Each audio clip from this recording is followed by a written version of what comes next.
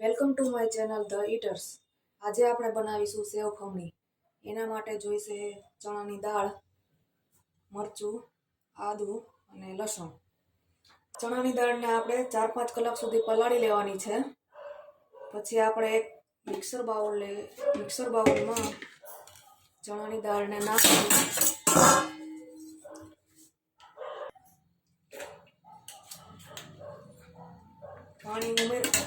પાણી આમાં ઉમેરવાનું નથી। આમાં નાખીને પછી એની અંદર આ મરચાં છે એ નાખવાના છે। ત્યારબાદ આદુ નાખવાનું, પછી લસણ નાખવાનું। હવે આ બધાને પીસી લેવાનું છે। આવી રીતે પીસી લેવાનું છે, આવી રીતે। પછી આપણે એક બાઉલમાં કાઢી લેવાનું। હવે આપણે બધી દાળને પીસી લેશું। હવે આપણે બધી દાળ પીસાઈને તૈયાર થઈ ગઈ છે અને આપણે કાઢી લઈશું।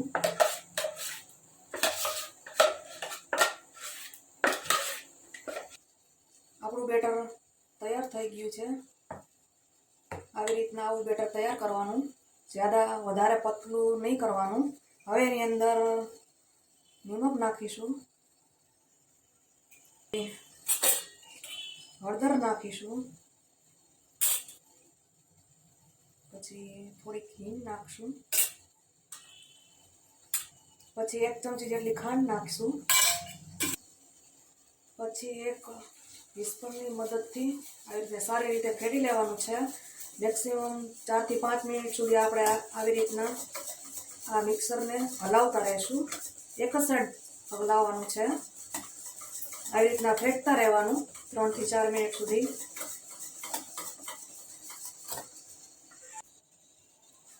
આપણે આ વિસ્કરની મદદથી સારી રીતે હલાવી લીધું છે 3 થી 4 મિનિટ સુધી। પછી આનો કલર જો આવો થઈ ગયો છે। આપણું આ બેટર રેડી થઈ ગયું છે। હવે આપણે આની અંદર ઈનો નાખવાનો છે, 1 ચમચી જેટલો ઈનો નાખવાનો। પછી એને એક્ટિવ કરવા માટે થોડુંક પાણી ઉમેરીશું। પછી એમને એકદમ ચમચાથી હલાવી લઈશું।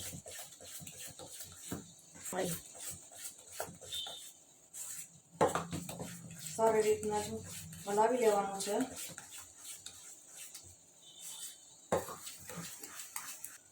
હવે આપણે આ એક ડીશમાં તેલ લગાવી લીધું છે। બંને ડીશમાં આપણે તેલ લગાવેલું છે। આપણે પછી એની અંદર આ બેટર નાખશું।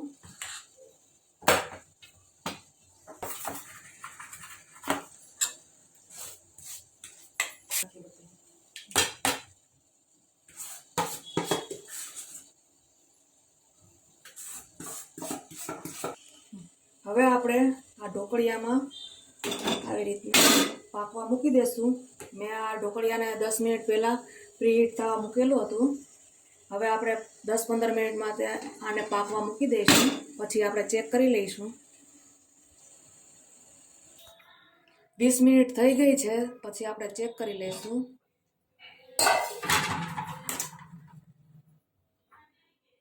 હવે આપણા સરસ રીતે પાકી ગયા છે। પછી આપણે ઠંડુ થાય ને ત્યારે કાઢી લઈશું। હવે આપણી ડીશ ઠંડી થાય ત્યાં સુધીમાં આપણે એની ચટણી બનાવી લઈશું। એના માટે આપણે જોઈશે મરચાં, પછી ધાણા ભાજી, પછી એના માટે આપણે જે ડીશમાં ખમણી છે, જો કેવી સરસ ખમણી તૈયાર થઈ છે, થોડીક ખમણી નાખીશું। પછી એની અંદર નિમક નાખીશું, ધાણા જીરું પાવડર નાખીશું, ચપટી હિંગ નાખીશું, પછી 1 ચમચી જેટલી ખાંડ નાખીશું, થોડુંક લીંબુ નાખીશું। હવે એની અંદર આપણે 2 થી 3 બરફના ટુકડા નાખીશું, એનાથી કલર સરસ આવશે। પછી આપણે આ બધાને પીસી લેશું।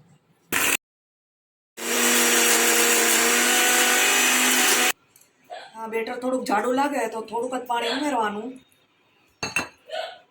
ફેરવી લેવાનું। હવે આપણે એને એક વાટકીમાં કાઢી લઈશું. આપણી ચટણી તૈયાર છે. જો આપણા ઢોકળા કેવા સરસ જાળી પડીને તૈયાર થઈ ગયા છે. હવે એને આપણે હાથેથી મસળી લેવાના છે. બધા ઢોકળા સારી રીતે મસળી લેશું.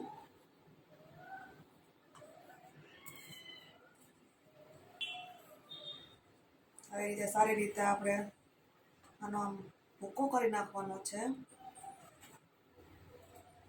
હવે આપણે એક પેનમાં 2 ટેબલ સ્પૂન જેટલું તેલ લીધું છે. હવે આપણે આ બધું વઘારીશું. ગરમ થયા પછી હવે આપણે એની અંદર આપણે આ રાઈ નાખીશું. પછી આ મરચાં નાખીશું.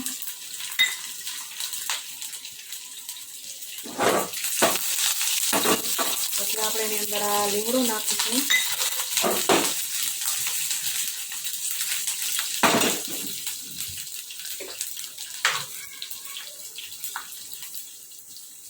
પછી એની અંદર આપણે થોડુંક આ નિમક નાખીશું. હવે આપણે એની અંદર ધાણા ભાજી નાખી દઈશું. હવે આને સારી રીતે મિક્સ કરી લઈશું. તૈયાર છે આપણી સેવ ખમણી.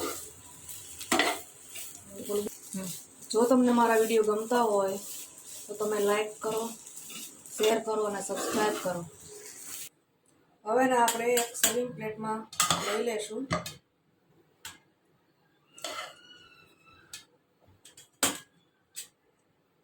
હવે આપણે ચટણી મૂકીશું. રેડી છે આપણી સુરતી સેવ ખમણી.